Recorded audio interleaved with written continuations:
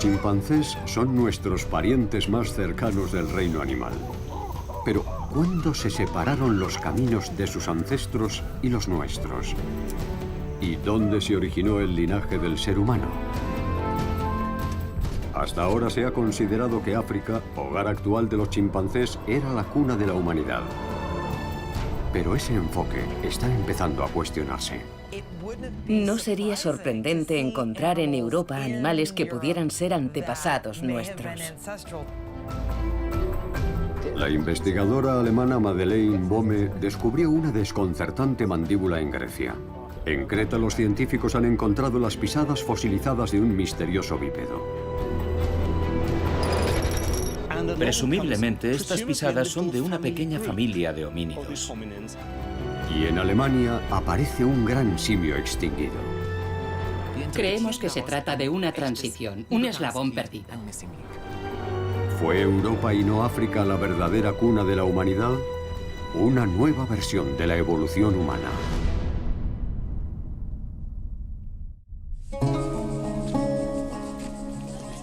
Atenas, capital de Grecia y ancestral cuna de la democracia. La paleontóloga Madeleine Bohme ha estado investigando la historia natural de esta región durante años. Y lo que ha descubierto podría cambiar radicalmente nuestras ideas sobre la evolución de la humanidad. Hoy en día, el clima en Grecia es mediterráneo, cálido y seco en los veranos y frío y húmedo en los inviernos. Pero hace 7 millones de años las cosas eran muy diferentes. El paisaje que hoy ocupa Atenas era una pradera, una sabana. Y la fauna que por allí vagaba también era muy distinta. Grecia albergaba varias especies de elefantes. También había rinocerontes, jirafas y avestruces, animales que hoy solemos ver en África. La temperatura era 4 o 5 grados más alta que ahora y había más humedad. Un mundo perdido. En aquella época, hace 7 millones de años, en el sudeste de Europa vivía una misteriosa criatura, de la que solo quedan algunos indicios. Pero podría ser nuestro antecesor más antiguo.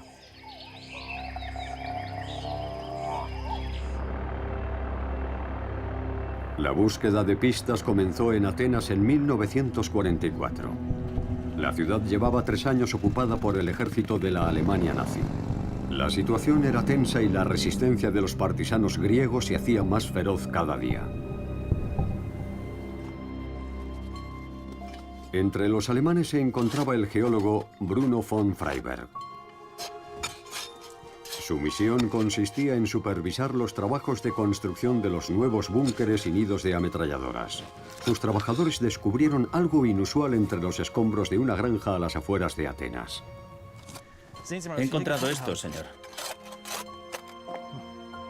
Firmemente incrustado a una roca había un trozo de hueso muy antiguo. ¿Dónde lo ha encontrado? Aquí mismo. Era uno de los muchos fósiles que han salido ahora a la luz, y algunos sorprendentemente bien conservados.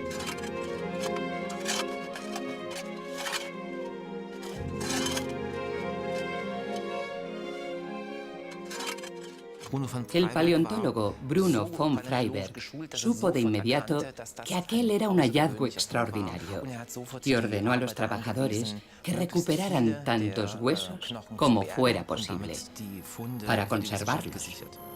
En 1949, von Freyberg describió todos aquellos fósiles en un trabajo científico e incluyó entre los hallazgos una mandíbula de simio. Aquel trabajo en alemán solo tenía 5 páginas, y aunque también se publicó en Grecia, no se le prestó mucha atención. Se pensó que se trataba de la mandíbula de un mono corriente. Hubo que esperar décadas, hasta 1972, para que se aceptara que von Freyberg había encontrado los restos de un gran simio ya extinguido. La diferencia es crucial para los investigadores porque los grandes simios son nuestros parientes más cercanos del reino animal. En la línea evolutiva que compartimos, hace 14 millones de años se formó la rama de los orangutanes. Hoy en día, estos simios viven en el sudeste asiático. Más tarde, hace unos 10 millones de años, se separó la especie de los gorilas. Estos solo se encuentran en libertad en África.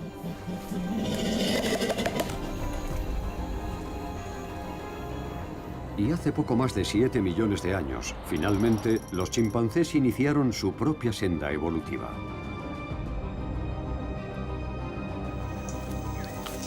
Ellos son nuestros parientes más cercanos del mundo animal. La división entre humanos y chimpancés marca el comienzo del desarrollo de nuestra propia evolución. Pero en esta línea temporal, ¿dónde podemos situar la mandíbula del Grecopithecus? Von Freyberg no determinó su antigüedad y la mandíbula había desaparecido. Pero en 2009, en una excavación realizada en Bulgaria, los investigadores hallaron un molar que también procedía de un gran simio extinto. Un hallazgo sensacional que los científicos han podido datar.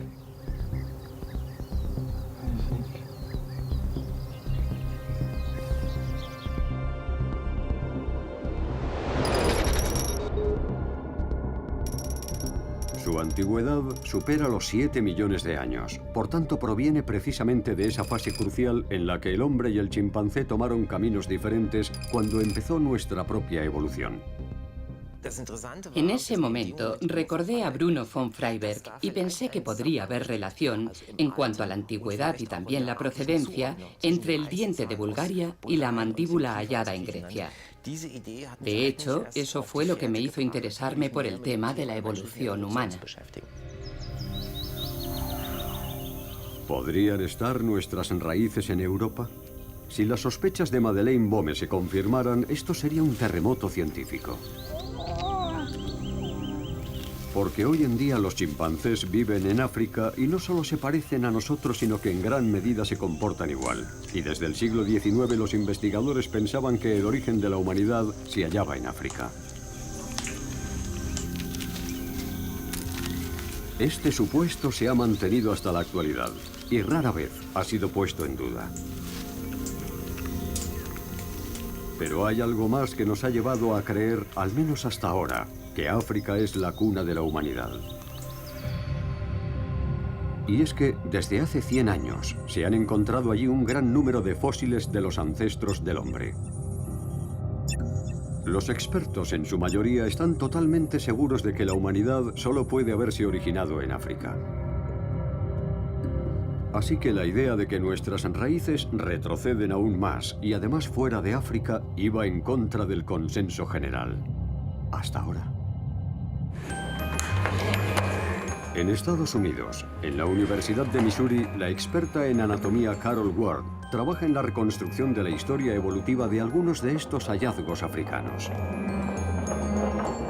De entre ellos, probablemente el más conocido es Lucy, un prehomínido de la especie Australopithecus afarensis del que se conserva el 40% de su esqueleto. Lucy, al estar tan completa, es de alguna manera el símbolo de la evolución humana. Y cuando fue encontrada en los años 70, no solo era el esqueleto más completo, sino que era nuestro primer ancestro conocido en la evolución de la humanidad. Lucy fue descubierta en 1974 en la región etíope de Afar por el paleoantropólogo Donald Johanson. En aquel preciso momento se escuchaba en el campamento la canción de los Beatles, Lucy in the Sky with Diamonds, y de ahí su nombre, que también se sustenta en el hecho de que muy probablemente los restos pertenecen a una hembra. Lucy vivió hace 3 millones de años, así que se encuentra a mitad de camino desde que nos separamos de la estirpe de los chimpancés, a partir de un ancestro que no era un chimpancé, pero tampoco un humano, hace entre 6 y 8 millones de años. Utilizando métodos forenses, ha sido posible reconstruir a Lucy por completo y proporcionarle un rostro. Lucy medía aproximadamente 1 metro de altura y pesaba 29 kilos. A diferencia de los grandes simios, ella caminaba sobre 2 patas. Y está claro que vivió mucho después de la separación de las líneas evolutivas de chimpancés y humanos que ocurrió hace unos 7 millones de años. Sin embargo, es difícil ubicar a Lucy con precisión dentro de la evolución humana, porque en esa época nuestro desarrollo como especie ya estaba bastante avanzado. África es como un enorme laboratorio experimental de la evolución humana. Muchos prehomínidos coexistieron. Ella puede no ser un antepasado nuestro. Pertenecía a una de las distintas especies de Australopithecus y no sabemos exactamente de cuál de ellas procedemos, si es que venimos de alguna. Pero en muchos aspectos todas son similares y nuestros ancestros se parecerían a ella. Compartirían las características que la mayoría de esas especies tenían en común. Está claro que para entender el origen de la humanidad hay que mirar más atrás y llegar lo más cerca posible al momento en el que los humanos y los chimpancés se separaron. Es por esta razón por la que ahora otro fósil hallado en África, más antiguo que Lucy, está siendo objeto de atención. Toumai. De nombre científico Sahelanthropus chadensis, Toumai fue descubierto en 2001 en el Chad. Su localización, el Sáhara, se halla lejos de los parajes del África Oriental donde se encontraba Lucy. En el transcurso de millones de años, el fósil se ha deteriorado gravemente. Para determinar si el fósil proviene o no de un gran simio extinguido o de un antepasado temprano del hombre, ha sido necesario restaurarlo mediante un complejo proceso informático.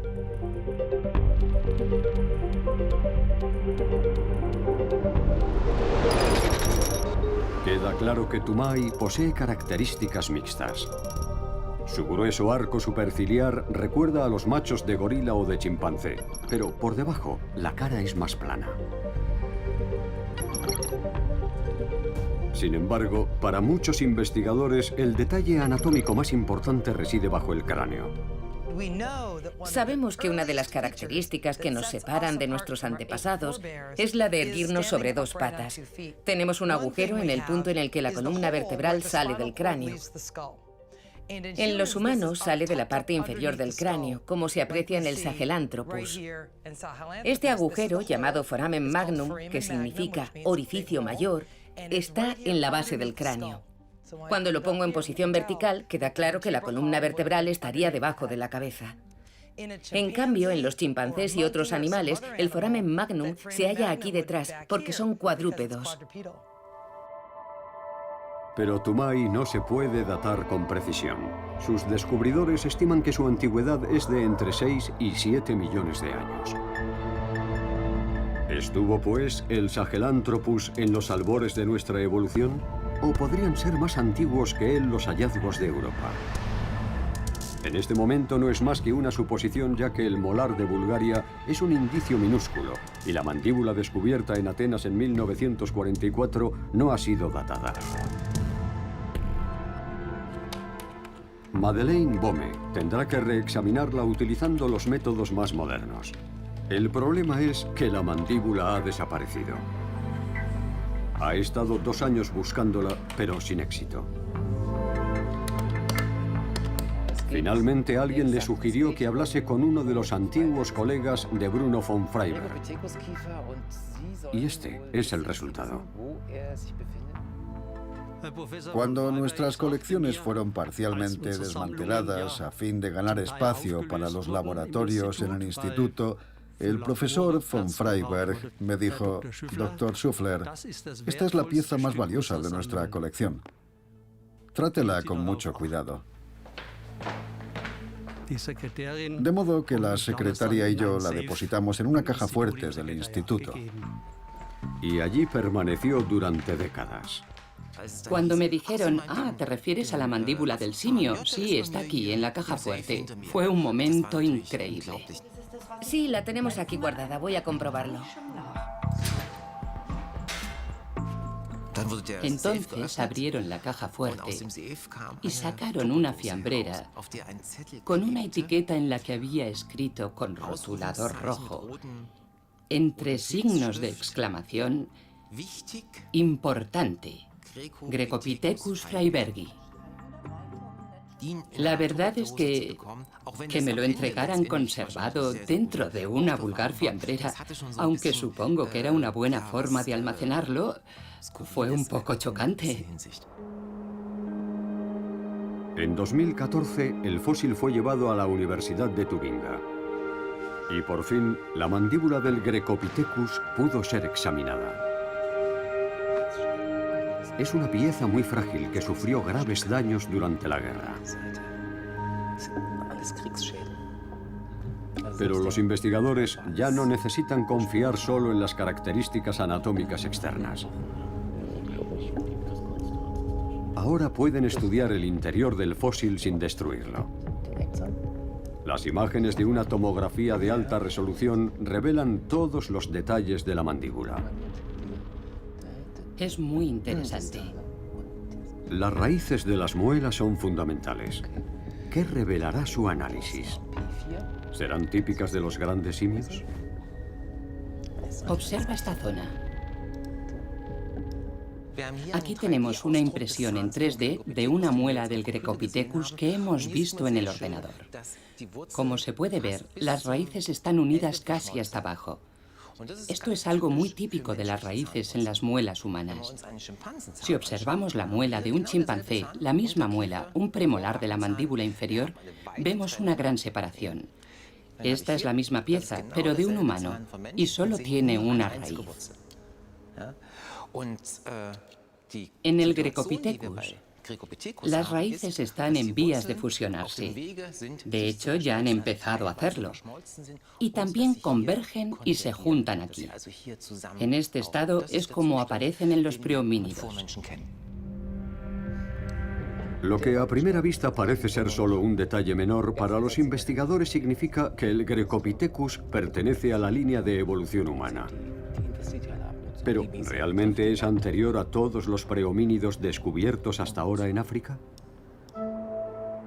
El antiguo centro de documentación del partido nazi en Nuremberg, 75 años después del final de la Segunda Guerra Mundial, sigue siendo un grotesco monumento al nacionalsocialismo.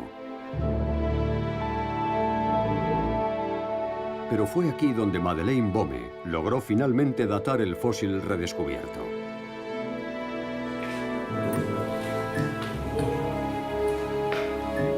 En los sótanos del Salón de Congresos se encuentran almacenados el resto de los fósiles que Bruno von Freyberg recopiló en Atenas en 1944. Fueron entregados a la Sociedad de Historia Natural de Nuremberg, que los guarda aquí. Para Madeleine Bohme, este descubrimiento es como hallar un tesoro enterrado. Aquí tenemos algunas piezas catalogadas. De acuerdo. Von Freyberg hizo anotaciones de su puño y letra. Creo que se puede ver en esta pieza. Sí, aquí. Nadie era consciente de la importancia de esta colección. Yo sabía de su existencia, pero no tenía ni la más remota idea acerca del número de piezas que la componían ni de su calidad. Sin esta colección, nunca habríamos sido capaces de reconstruir aquel entorno ni de hacer alguna datación, así que es un verdadero tesoro.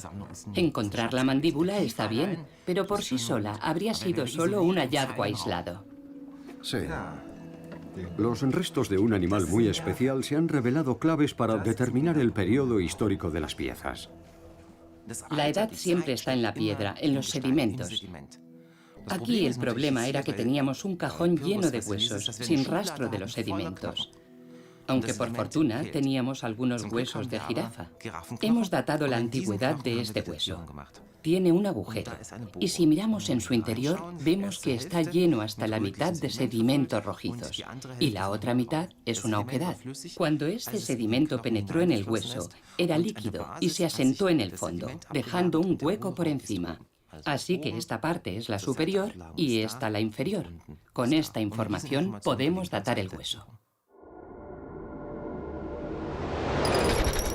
Tras conocer la posición original del fósil en la roca, los investigadores pueden determinar la orientación de las partículas magnéticas que contiene. Cuando el sedimento se depositó en el hueso y se transformó en piedra, esas partículas se alinearon con el campo magnético de la Tierra. En los últimos millones de años, el campo magnético de la Tierra se ha invertido una y otra vez, del polo norte al polo sur y viceversa. Pero dentro de la roca, la orientación de las partículas ha permanecido inmutable. Como sabemos cuándo han sucedido esos cambios de polaridad, se puede deducir la edad de la roca por su huella paleomagnética. Ahora queda claro que no solo el hueso de la jirafa, sino también la mandíbula tienen una antigüedad de 7.175.000 años. El descubrimiento de Madeleine Bohme causó sensación. Sus hallazgos se publicaron en 2017, causando un gran revuelo en todo el mundo.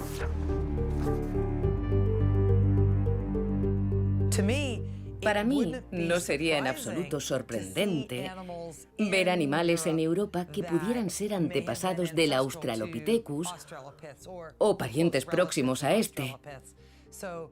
Así que me parece realmente emocionante. Se trata de un solo fósil y eso suscita un debate, ya que solo es una mandíbula. No cuenta con elementos postcraneales y no conocemos nada sobre su locomoción. Aún no sabemos demasiado de este animal, pero es un indicio de que podría haber parientes de los homínidos o incluso antepasados. Y eso es muy emocionante, así que estoy encantada y espero que averigüen más. Tanto si nuestro más remoto ancestro proviene de Europa y no de África, como si no es así, el descubrimiento de Madeleine Bohme aún no ha aportado pruebas concluyentes. El molar y la mandíbula son indicios importantes, pero no conforman una prueba clara. Sin embargo, en Creta surge una pista importante. Madeleine Bohme se reúne con un equipo internacional de investigadores en la costa noroeste de la isla. Cerca de la isla de Trágilos, un paleontólogo polaco descubrió en 2002 unas misteriosas pisadas fosilizadas. Esas huellas encajan con un bípedo, una de las características que diferencian a nuestros ancestros de los grandes simios. Y tienen una antigüedad de 6 millones de años, anteriores a casi todos los fósiles encontrados en África. Aquí está el talón. Y este es el contorno completo de la huella. Esto es el apoyo delantero, el dedo gordo y los otros dedos. Esta es la huella completa. Tanto la forma del pie como la disposición de los dedos hacia adelante recuerdan a las pisadas humanas. Parece fuera de toda duda que pertenecen a un animal que solo se apoyaba sobre sus patas traseras, ya que no hay huellas de garras delanteras ni nada similar. Por lo que parece, estas huellas son de homínidos, es decir, de antiguos miembros de nuestro linaje, y son las más antiguas que se hayan encontrado en cualquier parte del mundo, por un considerable margen de unos 3 millones de años. Y me encantan porque suponen una crónica de su vida. Si encontramos el esqueleto de uno de los primeros homínidos, sería fantástico, pero solo sería el esqueleto de un homínido muerto. Lo que tenemos aquí es un fragmento de la película de una familia de homínidos vivos. No se trata solo de huesos incrustados en la piedra, sino que se ve la carne del pie. Vemos su movimiento. En 1978 se encontraron unos vestigios semejantes en Tanzania. El lugar exacto se llama La Etoli. Las huellas son de prehomínidos, probablemente parientes de Lucy. Pero su antigüedad es de solo 3.600.000 años, mucho menor que la de las huellas de los misteriosos bípedos de Creta. Estos vivieron en una era muy anterior, según ha demostrado la datación de la piedra que conserva sus huellas.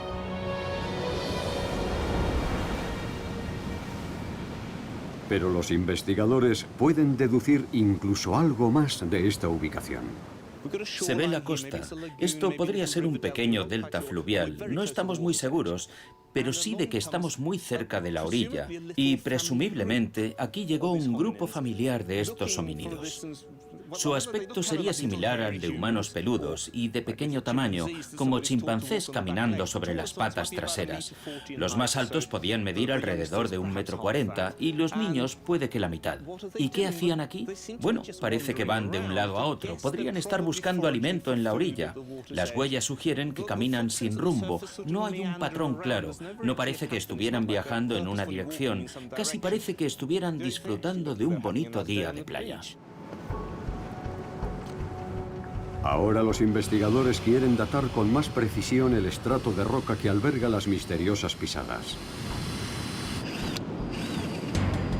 Los resultados de la datación son cruciales para determinar con exactitud cuándo surgió la capacidad bípeda, que solo se halla en los humanos y en sus antepasados. La bipedación es clave para distinguir a los antepasados de los chimpancés de los prehomínidos. Y la única forma de estar seguros al 100% es mediante las huellas. Por supuesto, también puede interpretarse si un hueso proviene de un bípedo, pero son las huellas las que proporcionan una prueba definitiva. Pero ¿cómo demostrar que las huellas de Creta pertenecen a predecesores del ser humano?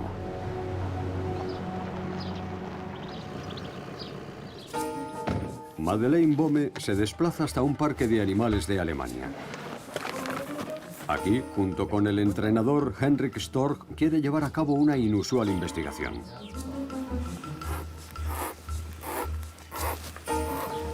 El Parque Suavín, en Kaisersbach, es aparte de los zoos uno de los escasos lugares donde se pueden ver chimpancés. Hola. Los cordones de los zapatos te interesan, ¿verdad?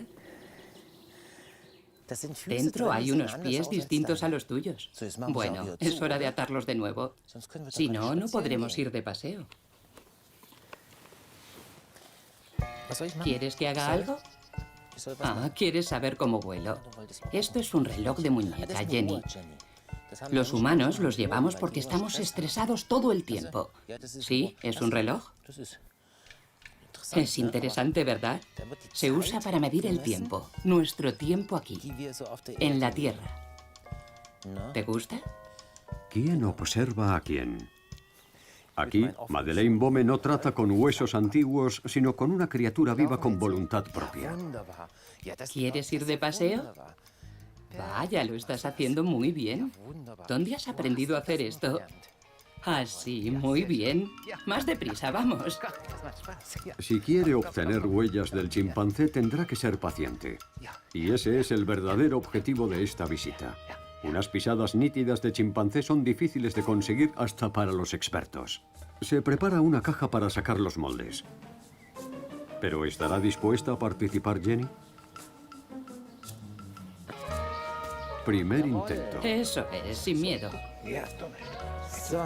Jenny se muestra recelosa. Así, Jenny. Lo estás haciendo muy bien. Está claro que la blanda superficie dista de parecerle atractiva. Obtener una pisada limpia se antoja más difícil de lo esperado. Pero solo una huella que muestre en detalle su anatomía servirá para compararla con las pisadas encontradas en Creta. Segundo intento. Jenny aún se muestra escéptica.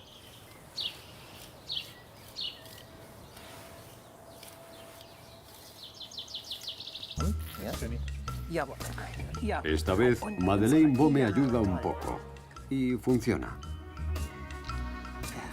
Así, muy bien. Eres una chica lista. Lo logramos. Bien, Jenny, estupendo.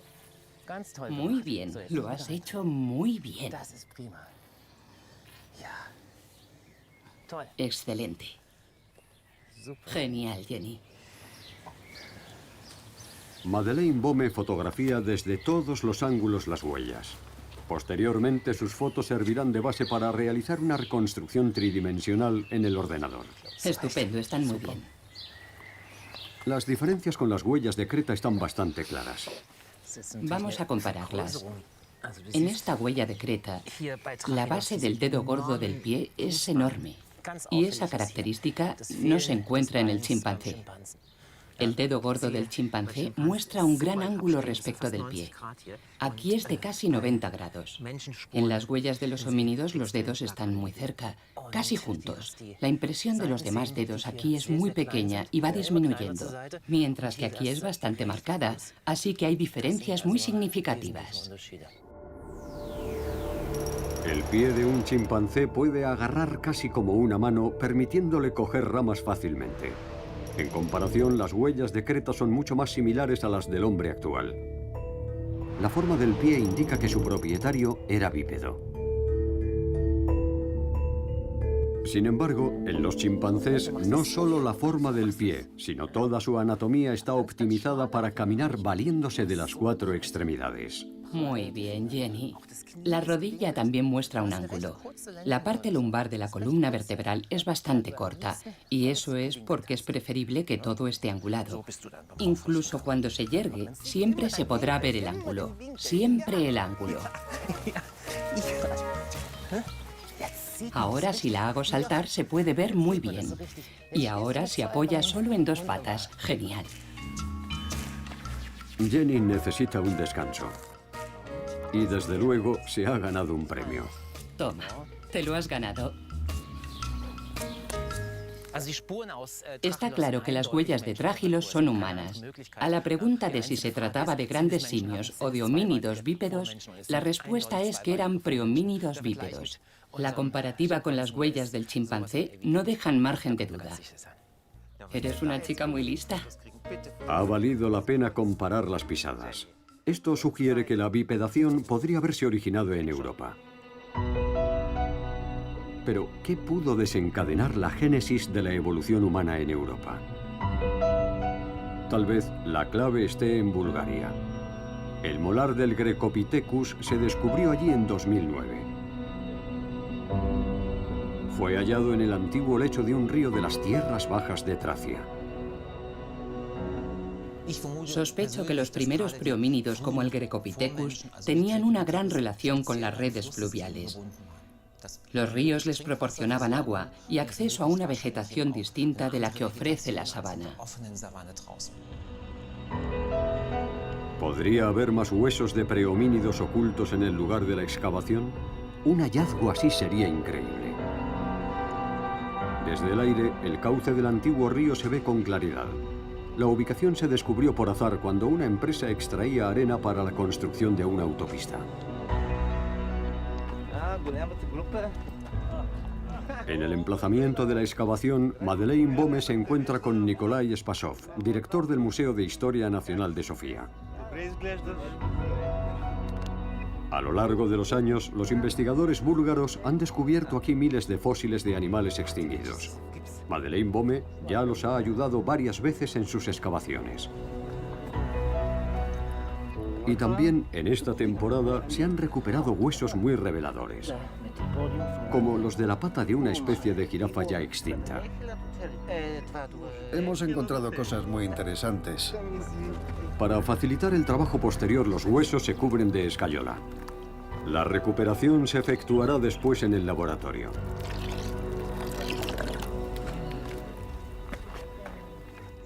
Todos los años encontramos huesos nuevos. Ahora, por ejemplo, tengo aquí uno muy interesante. Es la mandíbula de un carnívoro relativamente pequeño. Podría ser un gato pequeño, pero ya lo veremos. Y esto es un trozo de... Ah, sí, es un gato. Está muy bien. Sí, es lo más probable. Es genial. Y esta es la tibia de un rinoceronte, la parte distal de la tibia. Aquí hubo un Ceratotherium, el llamado rinoceronte blanco. Ya. Ahora el rinoceronte blanco vive en África, por supuesto, con otras especies. Pero el origen de su género está aquí, en las antiguas sabanas de los Balcanes. Sí, ya. Y nuestro secreto es un nuevo hueso. Muy bien. Después del molar, el fémur de un homínido podría ser del Grecopithecus. ¿Puedo verlo? Sí, claro. En este momento lo estamos estudiando. Este hueso es muy prometedor Sí. para la comprensión de la forma de locomoción. Claro. Ya.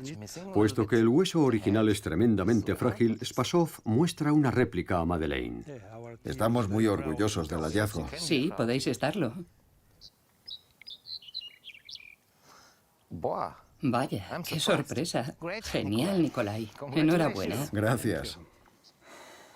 Si se confirmara que el hueso perteneció a un Grecopithecus y además mostrara signos de bipedalismo, sería una prueba importantísima. Y lo que es más, el resto de los fósiles revelan que no solo en Grecia, sino también en Bulgaria, el paisaje era como el de la actual África. En un museo próximo, los investigadores han reconstruido los esqueletos de varios animales pertenecientes a esa etapa, como el de un Deinotherium, un elefante ancestral con los colmillos curvados hacia el interior, el de una hiena y el de un tigre dientes de sable. Con ayuda de todos estos fósiles se puede reconstruir con gran precisión el mundo animal al que pertenecía el Grecopithecus. Los investigadores han devuelto este mundo a la vida en una recreación artística. Una sabana repleta de antecesores de los actuales elefantes, gacelas, rinocerontes y cebras que una vez habitaron vastas regiones del Mediterráneo oriental. Y junto a ellos, el Grecopithecus, con el aspecto que podría haber tenido.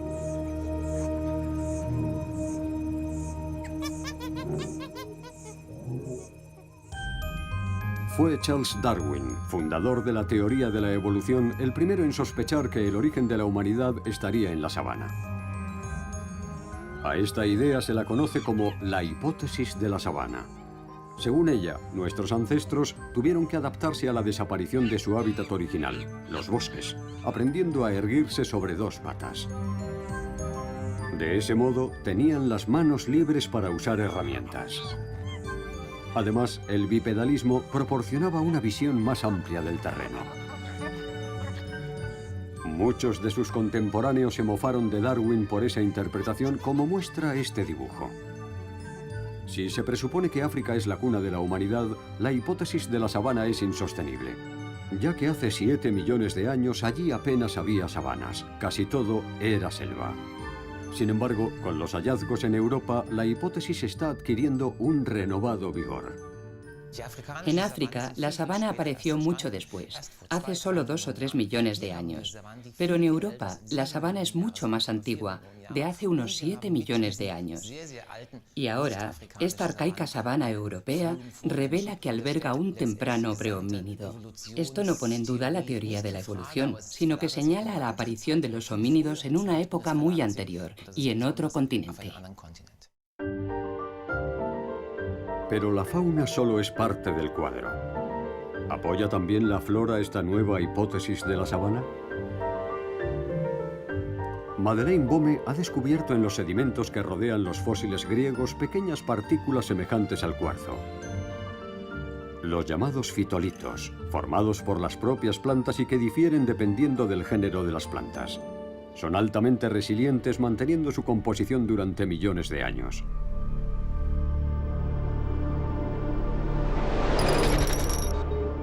Gracias a estas diminutas partículas vegetales, Madeleine Bohme puede demostrar que en la zona, en aquel momento, predominaban las praderas. Mucho antes de que ocurriera algo similar en África, en la región mediterránea los bosques ya estaban en declive, como resultado del descenso de las temperaturas y el aumento de la aridez.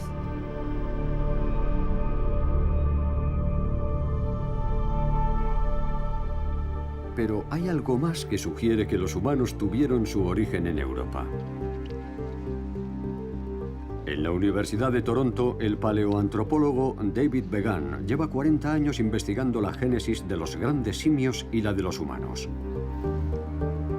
Y su trabajo presenta algunas sorpresas.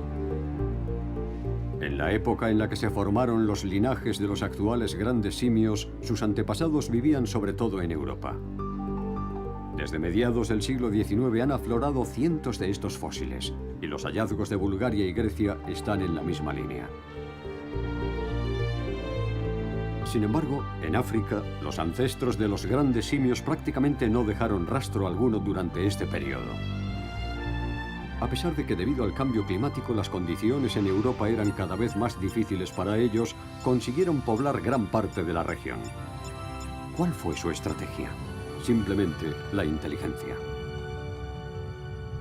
Eran inteligentes, poseían cerebros grandes, tenían un cerebro mayor que cualquier mono, mayor que cualquier gibón. En proporción, el tamaño de su cerebro respecto a su cuerpo era como el de un chimpancé. Y esto no ocurre salvo que exista una buena razón. A nivel metabólico, los cerebros son muy costosos. No tienes un cerebro grande, no puedes mantenerlo si no es para usarlo para algo. Hola, Andrew, ¿qué tal? Hola, ¿cómo estás? Poco antes del comienzo de nuestra evolución, los grandes simios experimentaban una edad dorada en Europa, pero hasta ahora los investigadores apenas han tenido en cuenta estos hallazgos. Existe la idea generalizada de que tanto los simios africanos como los homínidos evolucionaron en África, que siempre vivieron en África y no la abandonaron nunca, que algunas ramas pudieron aventurarse a entrar en Europa, pero fundamentalmente todo ocurrió en África. Pero no se pueden ignorar las evidencias que existen en la actualidad y no se pueden desechar esas pruebas pensando que en el futuro encontraremos otras más importantes que las contradigan o que demuestren la idea preconcebida de que todo ocurrió en África, aunque aún no las hayamos descubierto. Eso no es seguir el método científico. Los investigadores están adquiriendo una idea cada vez más precisa de cómo eran los grandes simios europeos, y los descubrimientos procedentes de nuevas excavaciones siguen aumentando. En las estribaciones de los Alpes, en el sur de Alemania, desde 2011, Madeleine Bome y su equipo trabajan en esta cantera de arcilla, extrayendo restos fósiles de animales que vivieron aquí hace 11.600.000 años. Aquí había un río en el que nadaban grandes tortugas y salamandras gigantes. En sus orillas había cerdos prehistóricos y antepasados de los elefantes. Se ha descubierto hasta un ancestro de los osos panda. Este es un gran hallazgo. Los investigadores encuentran nuevos huesos todos los días, como esta vértebra de antílope perfectamente conservada.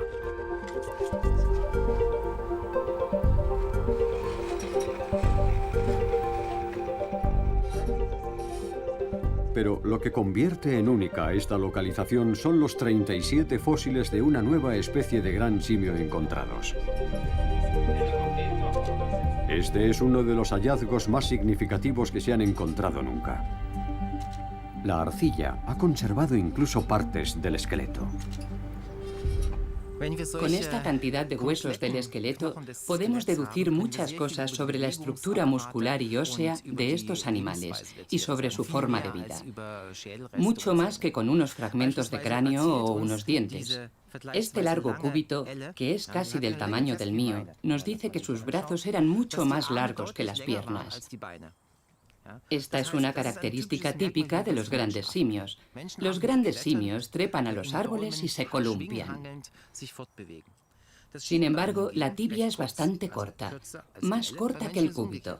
En el ser humano ocurre lo contrario. Nuestra tibia es más larga que el cúbito. Pero la forma del extremo de esta tibia sugiere que el gran simio caminaba con las rodillas estiradas.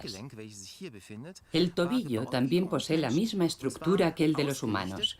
Su ángulo ayudaría a caminar, no a subir a los árboles. Por tanto, contemplamos que podríamos estar ante una forma híbrida que podría ser precursora del bipedalismo humano y también podría preceder a los grandes simios actuales que viven en los árboles. Sería una verdadera transición, un eslabón perdido. Los investigadores bautizaron a este descubrimiento como Danubius guggenmossi, pero también se le conoce como Udo. La razón es que el día en que se descubrió el primer fósil, el popular músico alemán Udo Lindenberg cumplía 70 años y sus canciones sonaban constantemente en la radio ese día. Hay un paralelismo con la famosa Lucy africana cuyo nombre se debe a la canción de los Beatles. Cuando excavas, tienes que conformarte con lo que aparece. Pero si tuviéramos un cráneo completo de Udo, sabríamos, por ejemplo, mucho más acerca del tamaño de su cerebro. Quizá podríamos decir más sobre su relación evolutiva con los chimpancés y también con los humanos. Si tuviéramos un pie completo, estaríamos más seguros de su bipedalismo y de la distancia que podría cubrir. Lo importante es que tengamos la clave cuando respondamos a estas preguntas en el futuro.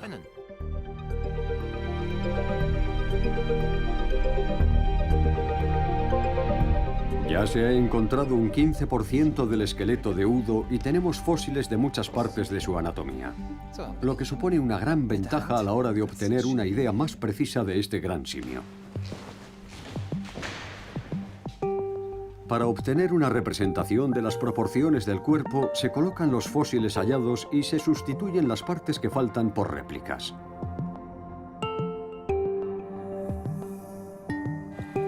Las réplicas se pueden fabricar en una impresora 3D. Por ejemplo, copiando la tibia izquierda se puede reconstruir la derecha.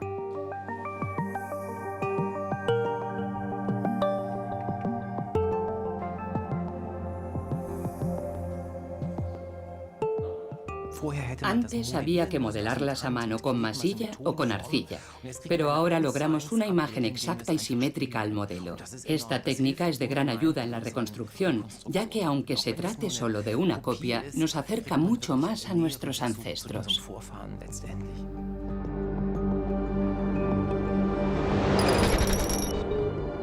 En ninguna parte de África se ha realizado un descubrimiento comparable.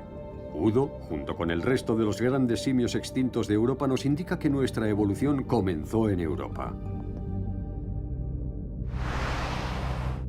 Hasta el peso y el tamaño de este gran simio se corresponden con posteriores especies de prehomínidos.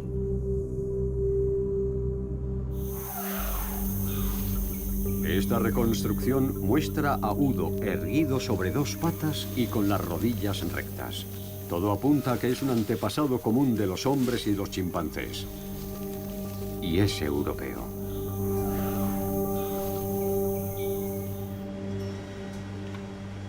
Pero, ¿por qué no hay en África hallazgos comparables de este periodo? Madeleine Bome tiene una posible explicación. El microscopio electrónico permite una vista más cercana de los sedimentos que rodean la mandíbula inferior del Grecopithecus, encontrando rastros de un gran cambio medioambiental que sacudió el norte de África en aquella época. Con 10.000 aumentos, las pequeñas partículas de polvo que forman la mayor parte del sedimento revelan una huella geológica muy especial.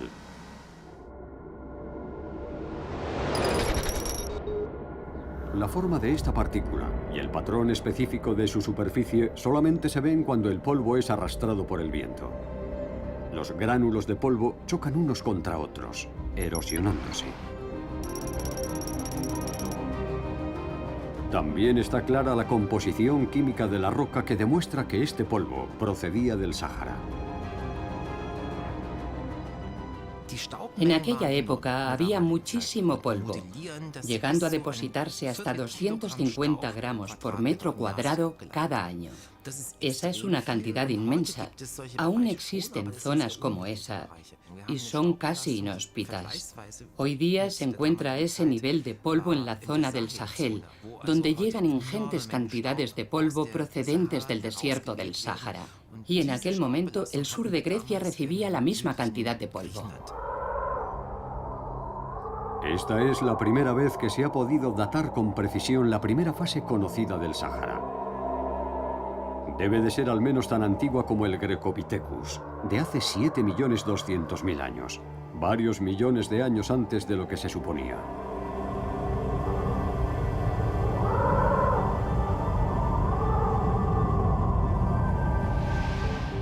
Si verdaderamente la humanidad se originó en Europa, este vasto desierto representaría, sin duda, una barrera que nuestros primeros ancestros no habrían podido franquear.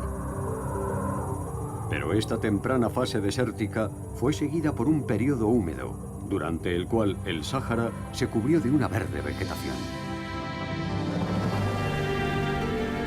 Fue Fue durante este periodo que coincide con la antigüedad de los hallazgos africanos más antiguos, cuando los primeros ancestros procedentes de Europa pudieron llegar a África a través de Oriente Medio.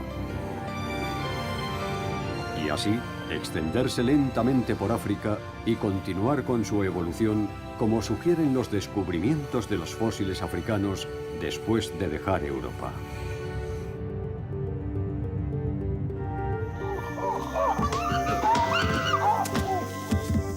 Los antepasados de los gorilas y los chimpancés también pudieron seguir esta ruta desde Europa a África.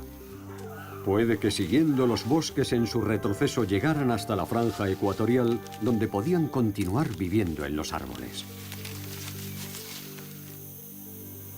Sin embargo, una especie, el Grecopithecus, siguió una ruta diferente. Permaneció en Europa, se adaptó al hábitat de la sabana y estableció un nuevo linaje, el de la humanidad.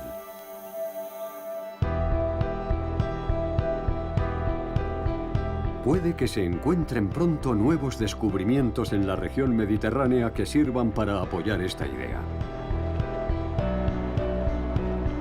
Madeleine Baume continuará desentrañando estas pistas.